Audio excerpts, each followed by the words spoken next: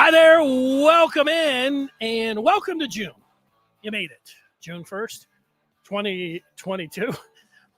I'm laughing a little bit because I was going to say, who knew we'd make it this far? And, who knew? All things considered when it comes down to it. But here we are. It feels like June. I don't know about you. I live out in real close proximity of the woods.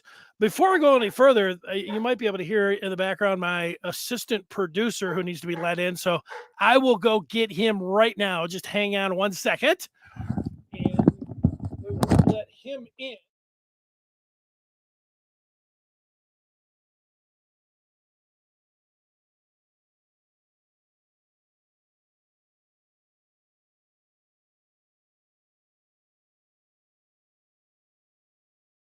All right, here we are. Sorry about that. The assistant producer is actually my dog who, there are thunderstorms out here. He doesn't handle thunderstorms well, but I'm looking over and he is good to go. So, okay, now here we are. Where was I? Oh, saying it really does feel like June, really does feel like summer. I know it's not officially summer until another 3 weeks, the 21st, but living out here on the edge of the wilderness, or might even say in the woods, the mosquitoes hadn't been that bad in May, but then I went out today and it was, I don't know what you say, mosquito paradise, swampy mosquitoes. I wouldn't want to be out there for a minute. And when it gets that way, it's disappointing because I like hitting golf balls in the front yard, but you don't even want to go out there and hit golf balls. You get over there getting ready to swing and you got mosquitoes as big as turkeys flying around. No fun. Well, today is the day. It is June 1st. And if you're looking at your sports calendar, you'll know this for college basketball and pro basketball fans. We know tomorrow is the NBA Finals, where you've got the Celtics game one. They'll be taking on the Warriors out in Oakland. But for college players that threw their name in the NBA hat, today was the deadline last night at 11:59 to pull their names out of the draft and decide whether they wanted to go back to college.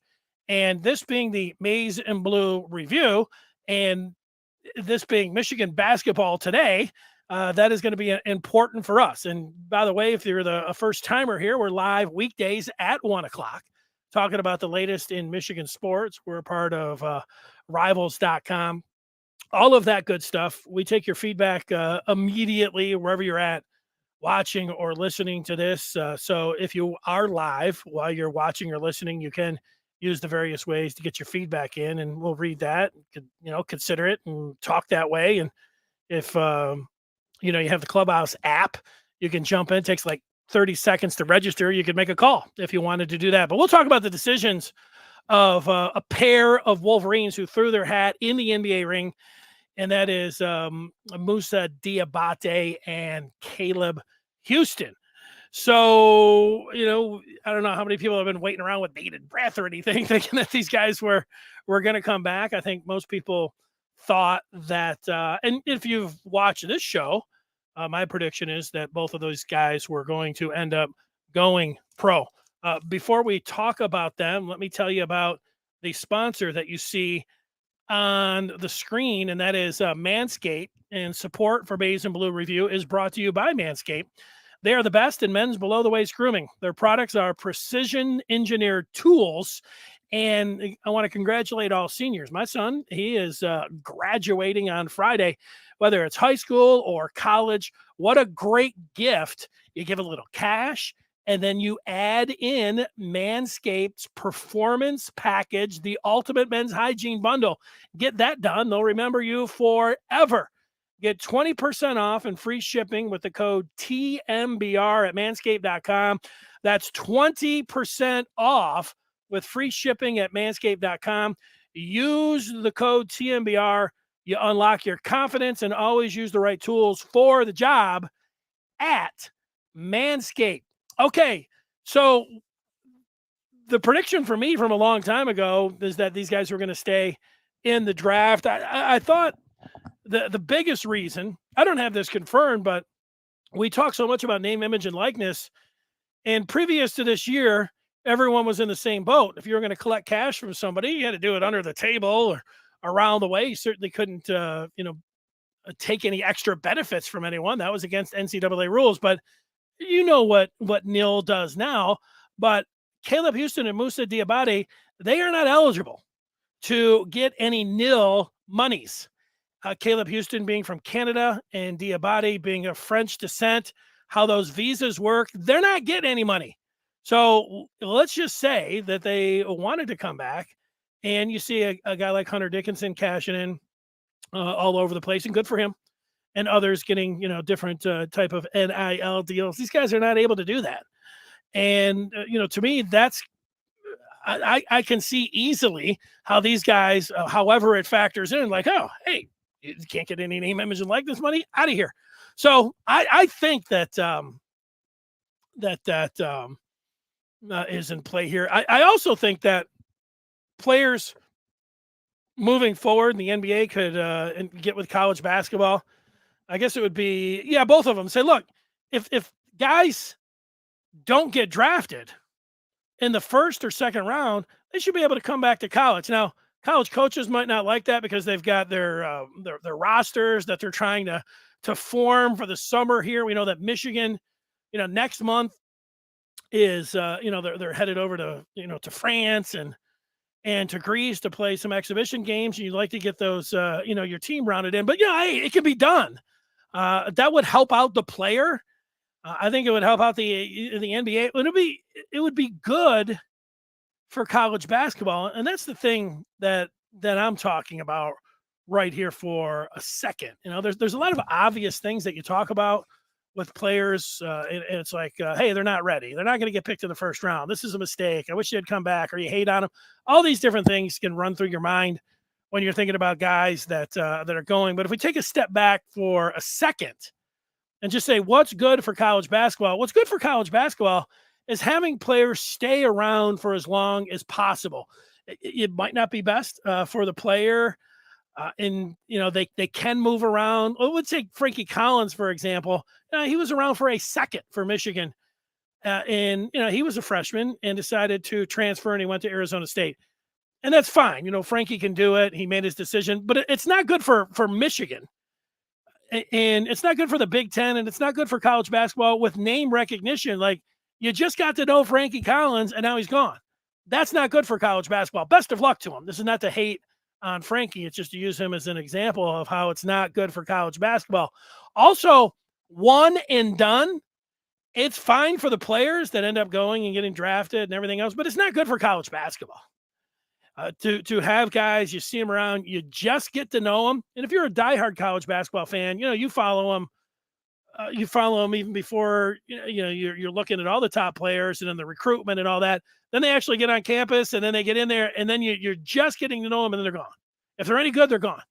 And with the two guys that we're talking about, they might not even be any good, and they're gone. So it's not good for college basketball. What would be good for college basketball, and I think it would be good for the pros too, is that if these guys don't get drafted, that if they were able to go back to college basketball, name recognition, being able to know if you're just an average, we'll use Michigan as an example. People know who Caleb Houstan and Musa Diabate are a little bit. Houstan was mostly a disappointment this year. Diabate was all right. But if those guys were coming back next year, you'd say, hey, there's some promise. Just think about how good these guys could be. They from freshman to sophomore making a big jump. That would be good for Michigan basketball. I would also, and I don't have to claim it, it's true. It would also be good to have that option. If you're a college basketball player, then everybody could throw their name in there. And if they get taken in the first or second round, they could say, hey, good for me, I'm going. Even though you don't get guaranteed money in the second round, you're at least, you're going to get a shot for a year or two. I think they should do that.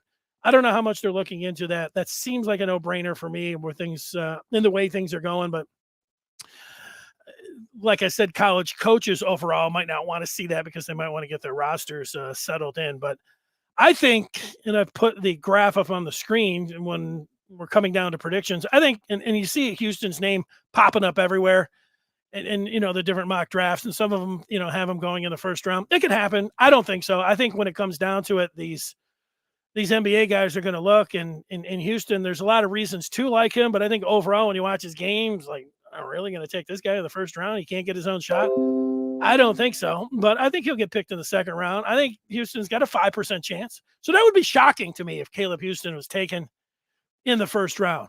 Diabate, who, by the way, breaking news, he is expected, he will remain in the NBA draft. Maize and Blue Reviews, Josh Henschke with a story that I see that it's been up there for a while. I just saw it. He's saying that Diabate will remain in the NBA draft. I think he's got a 10% chance of going in the first round, and I think these guys, a much better chance. Who knows, in the second round or catching on as free agents. You know, the different emotions that you have when you're a college basketball fan, and in this case, a Michigan fan. Is it okay to, I don't know, burned or like hate on the player? I think there's a little bit of that. Your instant reaction, like, these guys were a disappointment. They're not going to get drafted. What are they doing? Uh, I think that they have to understand, and I think most people understand that you're going to have some of those emotions if you're a fan of a team. You'd like to think that you could have guys around and develop, and you could see them around on the team for a couple of years and get to know them, but that's not going to happen. I think another emotion, sometimes you'll say things that seem very obvious, but you have to kind of work through it. And the one thing is, there can be an emotion or a reaction to say, I hope Michigan doesn't get any more 5 stars. 5 stars that come in and they rarely live up to their billing, and then they're gone. The hell with them. So I think there is that emotion, and yet, is that really what you want to do? Not go after the very top players because it could end up working out like, Caleb Houstan, who came in as a Rivals number 8 player overall. Here was a top 10 guy. You're thinking, gosh, this guy could light, the college basketball world on fire. He could take Michigan to the tournament. Who knows? He could Carmelo-wise Michigan. That would be taking them to the championship and winning it all, like Carmelo Anthony did. That's why you call it Carmelo-izing things. But mostly it doesn't, that happen. But you can get guys that come in that are highly rated. Houstan, a top 10, Diabate, a top 25 guy. Those guys can come in, and Diabate was just okay. He showed some flashes and had some really good games, and Houstan a little bit less, but a couple flashes, but he was overall, to me, a disappointment.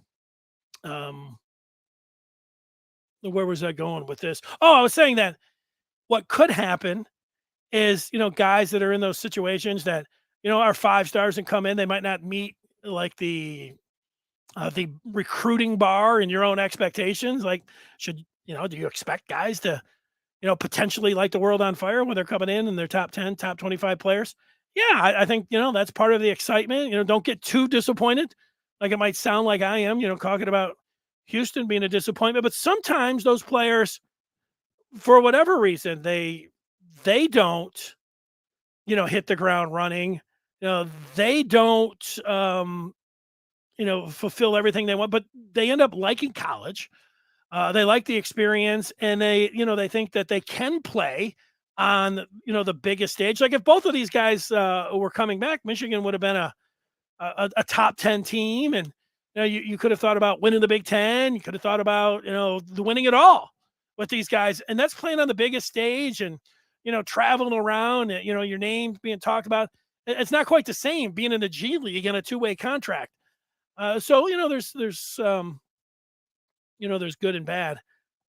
Again, a lot of these things you state and yourself, but these are the days you just have to work through them. Like, we all know that they're just the players' decisions. Like, it's okay. It's their decision. We get that. But then if you're a fan of Michigan, you could say, well, this isn't good for Michigan basketball. It ended up not being good for Michigan basketball. They had at a time ended up a number 1 class, and ultimately at the end, both I think Duke and Memphis had a higher rated class, but that doesn't hurt, overall, being able to bring 5 stars in, just, because you'll want to bring some other guys in, because maybe they will stay around. Maybe they will hit the ground running. And you want a mixture. You see, Duke and Kentucky. They're always bringing in number one classes or top 5 classes. And sometimes it works out really well for them. And then other times, you see like Kentucky, they don't even make the tournament.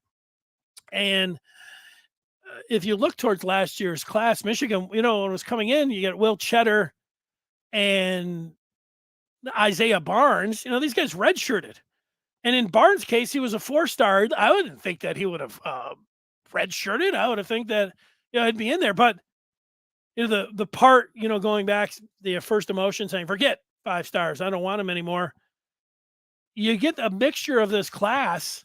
Sure, Houstan and Diabate, likely Houstan being gone. Diabate, we know for sure.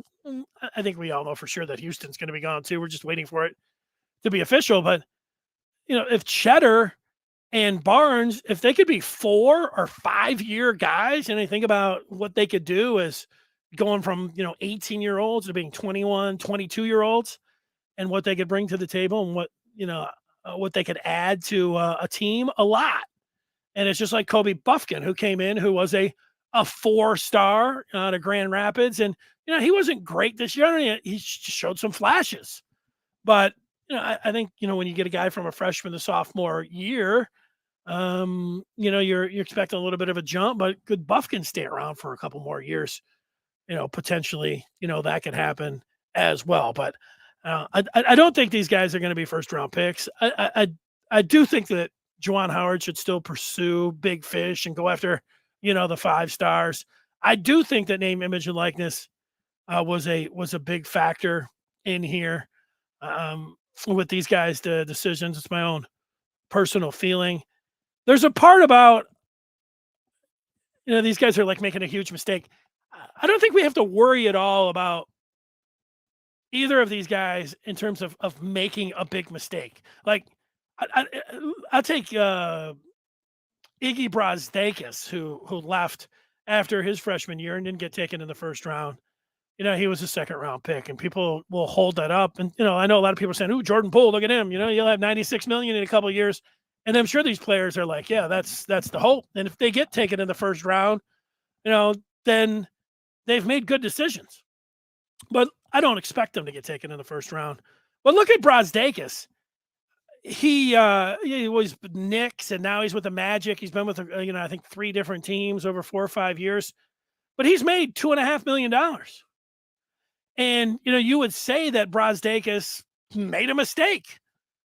Is it really a mistake? Iggy Brazdeikis is 23 years old. He's been playing 4 or 5 years in the pros. He's made $2.5 million. Sign me up. Like 99.9% of us are like, sign me up for that mistake. $2.5 million by the time you're 23 years old. Now, sure.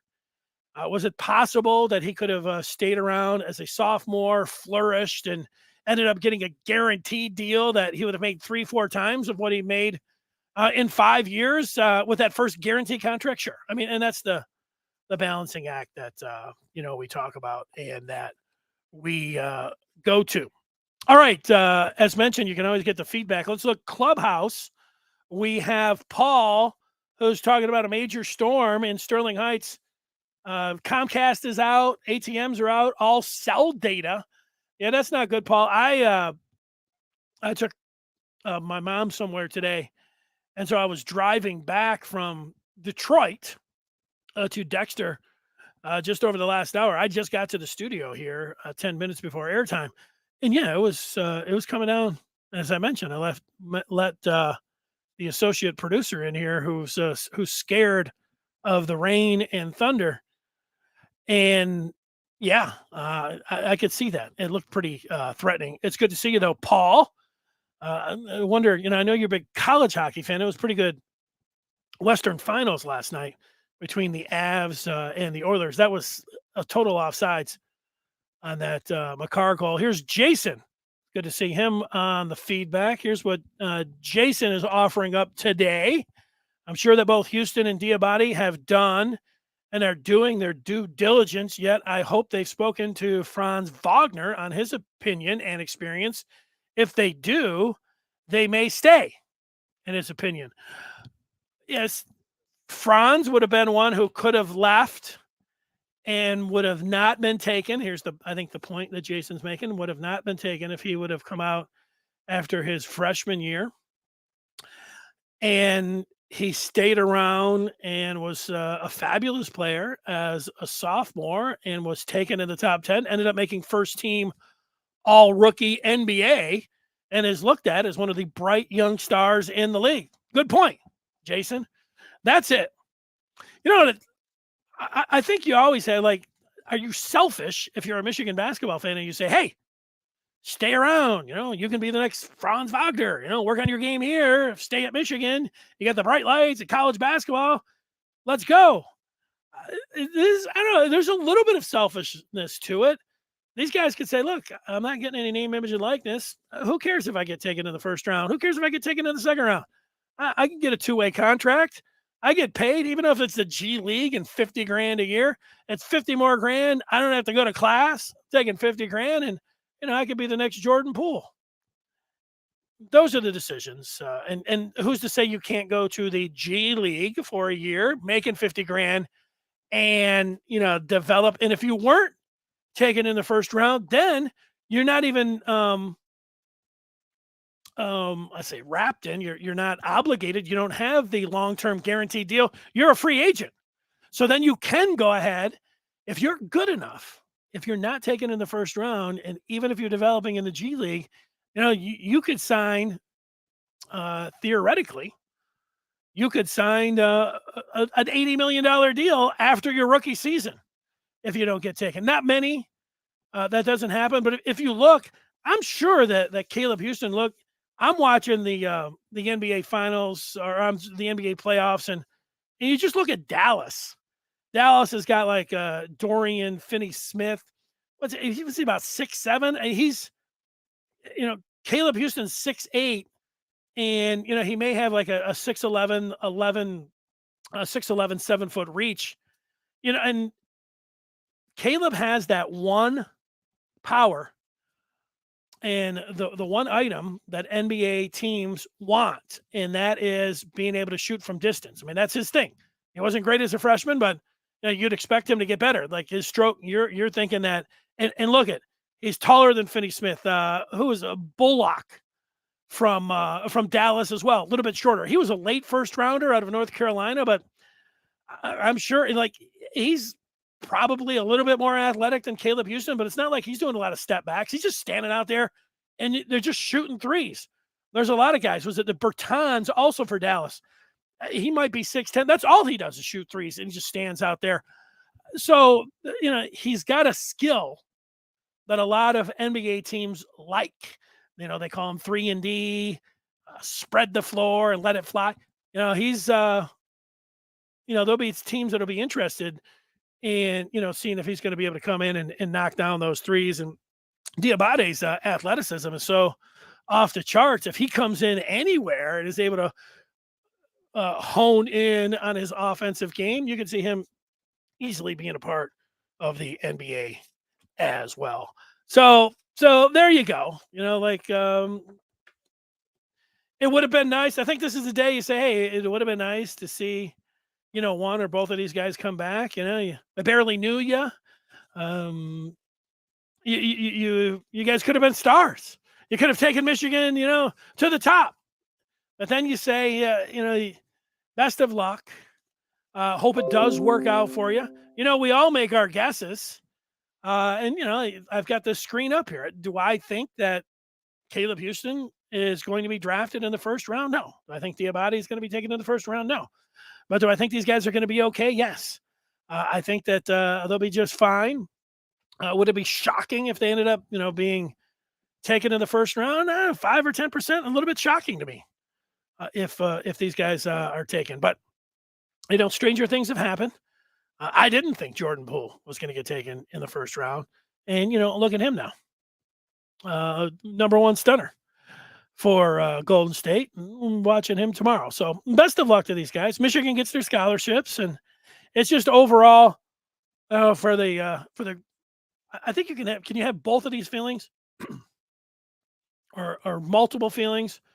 Not the best for college basketball. Not the best for Michigan fans. For name recognition. But could be okay for these guys, and then all those things, and then you kind of move on. This is it. You know, congratulations, good luck. Some kids really need to listen to both the team speech. Yeah. I hear that, and you like guys that want to buy into the team, but and in football and in basketball, what is the goal when you're going to college? You might say get your education. You might say it's to find out to help yourself in the future, whatever you want to do. And if these guys were dead set on just going to the NBA, they couldn't last year. Now they can. And you see things almost every one of these guys that go pros. Hey, lifelong dream, and you get all that. And we can have our opinions on the route that they're taking and if it's the best one. But yeah, this was the day. And let's just check to see if it's official. It seems like unofficially official with Caleb Houstan, even though we haven't actually seen. you know, have stranger things happen? Sure, but are we expecting stranger things to happen? No. Diabate is remaining in the draft, and let's see. Yeah, nothing official yet, so we're waiting on that just to see. Tomorrow, June, got a lot of camps going on in Michigan football, and Jim Scarcelli, who played at Michigan and then was a high school coach for decades and worked those camps. He's going to tell us about those camps. And I also want to give you a quick football note. I had somebody get in touch with me yesterday, contact me, and gave me some information on Dante Moore, the quarterback from MLK in Detroit, the 5-star pro-style quarterback who visited Michigan. Was it just last week or the week before? Recently. And he's Notre Dame, Oregon. I think he's going down to Texas A&M. He's been to Florida, LSU. I mean, all these schools. He's taking his time and everything. And there was the thought that Michigan, was there, and then they weren't. But now they might be back. Unsolicited contact from somebody who had put himself in the category of knowing how things work in the PSL and has followed the recruitment of Dante Moore very closely and talks with people that are in the know about Moore. And he just wanted to tell me to reassure Michigan fans that there's still a chance that it is still open here for Dante Moore. And if you're somebody that has had given up, and I don't think so. I think there were people that had given up on Moore heading into or prior to him taking the official visit to Michigan this last week or so. And then it seemed to change after that. This is somebody who is talking that way. And it wasn't about the official. He was telling me that he thought this before, and he saw that a lot of people were saying it. But he also noticed he watches or listens. I guess he didn't tell me which to this Michigan Today broadcast that tell people that to still hang in there when it comes to Michigan and Dante Moore. So hang in there. I'm hanging in there. When it comes to I hope that Juwan Howard goes out there and gets a 5-star in high school and tries it again. I hope it's a top 10 guy. And we'll see if it works. And then if we're sitting over here in a year talking about this guy's not NBA ready, what's he doing? It could be the same kind of deal, a familiar refrain, if you will. All right, the coach Scarcelli will join us tomorrow, 1:00 here on Michigan Football Today. We want to let everyone know that we are on Clubhouse, the app, which takes 30 seconds to sign up. You can leave your feedback there. You can also call in. And I was mentioning, graduates, and that is happening all around the state of Michigan, high school and college. And you got Father's Day around the bend here too. Why not slide dad a subscription to Maize and Blue Review? Your dad's a Michigan fan. You get him a subscription to the Maize and Blue Review. That's better than some tie or golf balls or anything else that you're going to do. Dialed in to everything that's going on with Michigan night and day. Go to michigan.rivals.com and make sure you're subscribing to us on YouTube. We'd like to see those numbers going up. And, the same thing on TikTok. I just started TikTok here for Maize and Blue Review, and you say, TikTok, follow me on, not follow me, follow Maize and Blue Review on TikTok. I'm behind the account. I'm posting the videos. And there are some, you got 2 videos that I don't think anybody else has got. When Jim Harbaugh was introduced at halftime of the Michigan-Illinois game, I was down on the floor. I took my phone out, and the big screen overhead, I recorded it. That is on TikTok. Also, when Michigan played its first night game ever, back when they used to let the media down on the field in 2011, I was positioned in the stadium the way Michigan was going, and it was a great game back and forth. And here I was, right next to the goalpost. You just lean on the goalpost. I took my iPad out, and I got the touchdown. That touchdown, you won't see that video anywhere else except on the Maize and Blue Reviews TikTok. So check that out, and then follow us there as well. All right, we'll talk with you tomorrow at 1:00. Everybody have a great day, and hopefully that power and everything else comes out. See you later.